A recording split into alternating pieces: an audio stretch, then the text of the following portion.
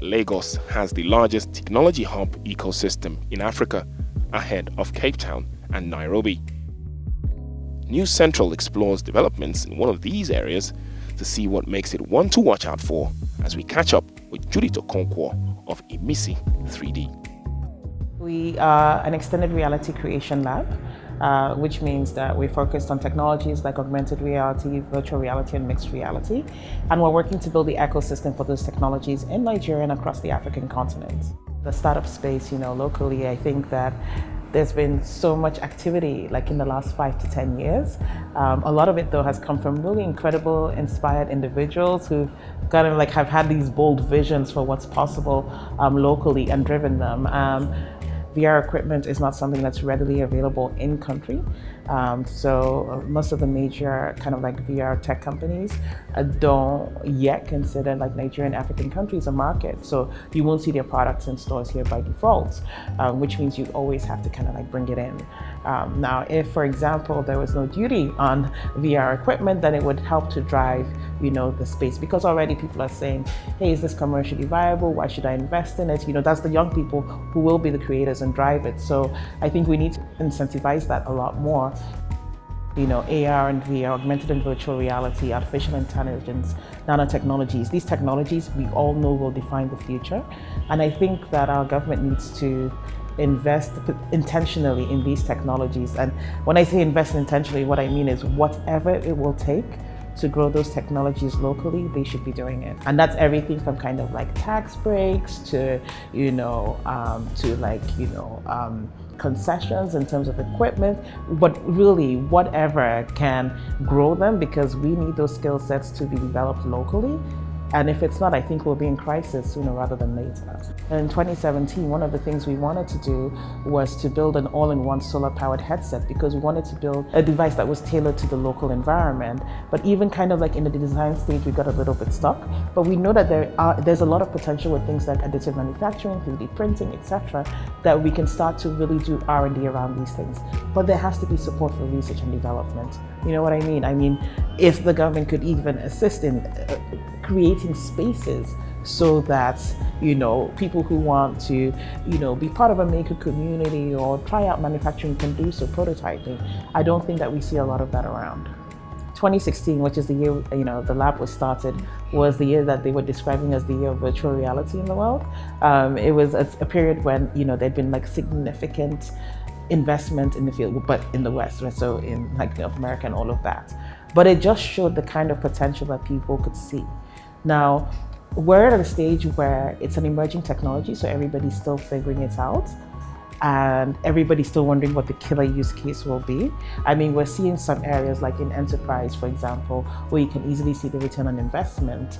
But one thing that everybody's sure about, despite all these debates, is that we're talking about the computing platforms of the future. It will be spatial computing. And for me, I know that we've got really brilliant young people here. I know that if you give them a chance, they can make magic out of anything. So it was really about creating access for these people to these technologies, because I personally want to see problems solved in Nigeria. I want us to have a solution for education.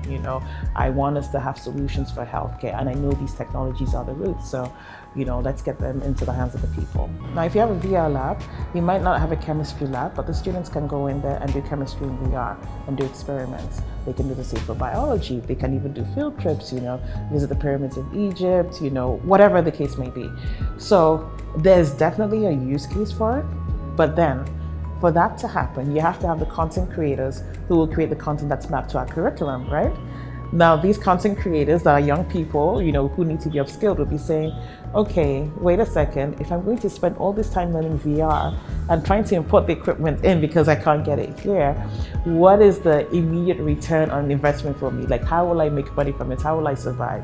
Those are the questions we get. So it's trying to find the balance between all of that, which is why I think initial investment to just grow the space in the first place is what's needed. And then yes, they're great use cases. So one thing I always tell people about the technologies is that they're all neutral. It's what you do with them that determines whether it'll be positive or negative. And I can say that for these technologies, I can see both positive and negative, use cases from them. I mean, if you look at like AI and machine learning and stuff like that, you can see kind of like, great strides in terms of just sorting information and being able to access data. I mean, machine learning will let us, for example, from an AR point of view, see something, recognize it, and transmit that information, to the individual using it. But then what if, the machine has learned the wrong thing, to put it colloquially? What happens then? Do you see what I mean? And then easily you can start to get like really skewed information, or like biases becoming much more entrenched, and all of the problems that then come from that. One of the major ways in which India made a killing via technology was, of course, by deploying the human resources, right? So they would be like a major destination for outsourcing technology.